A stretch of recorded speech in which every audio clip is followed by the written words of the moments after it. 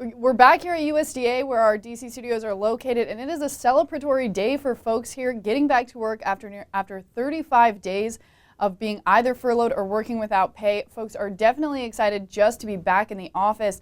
RFD TV was, of course, at that historic Rose Garden announcement on Friday where we heard from the president about that agreement to reopen the government for 3 weeks while Congress and the Trump administration negotiate a deal on border security. Of course, if that deal isn't reached by February 15th, we expect that there's a possibility that another shutdown could ensue. If not that, the president might declare a national emergency.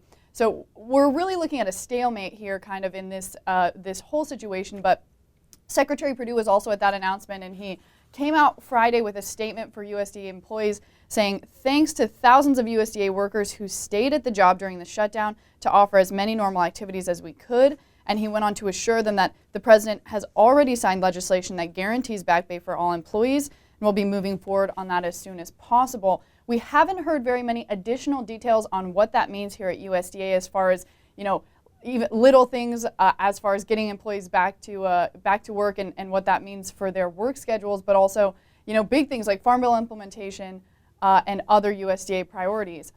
We're watching a number of other stories kind of across the city and across the federal government. Of course, EPA is working on year-round E15 and that new WOTUS rule.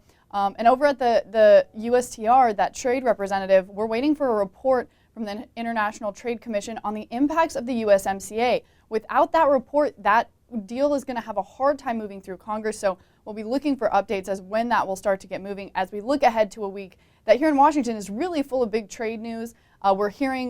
We have a hearing tomorrow about US-UK potential trade that we're going to hear from some ag representatives on. And then there's just going to be more news throughout the week. So we'll be keeping an eye on that from here in Washington.